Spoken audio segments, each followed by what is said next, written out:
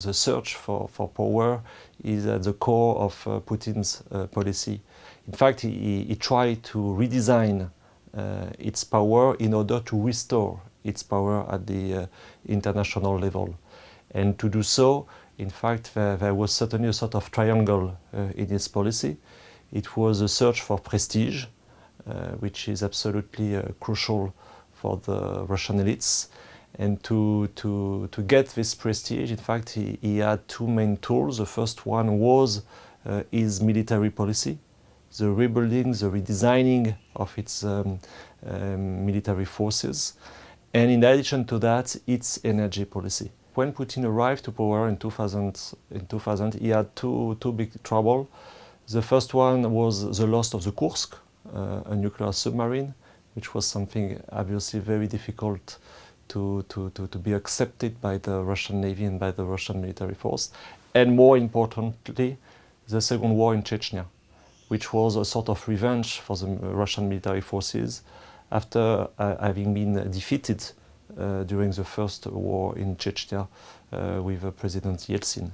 So definitely, you know, in terms of civil-military relations, in terms of the importance given to the military apparatus, it's at the core of Putin's basis of power. The fact is that for Russia, the main threat, there are basically two main threats: NATO enlargements and what the Russians call Wahhabism. There was a war in Chechnya. There was after that the fights, I would say, in North Caucasus, not only in Chechnya, but in Dagestan, for instance. And there was after that the war in Georgia, 2008, and much more recently, the special operation in Crimea and the eastern part of Ukraine. And I think also we should remember that to some extent Russia considers itself being at war, to being at war against international terrorism.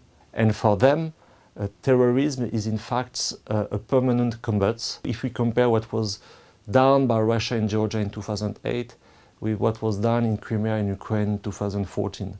And there was clearly some investment made for this type of operation, I would say, under the level of war. I will sum up in this way. Russian military is never as ready or as strength as it pretends, but Russian military is never as weak as it seems. And it seems to be very, very relevant in the current situation.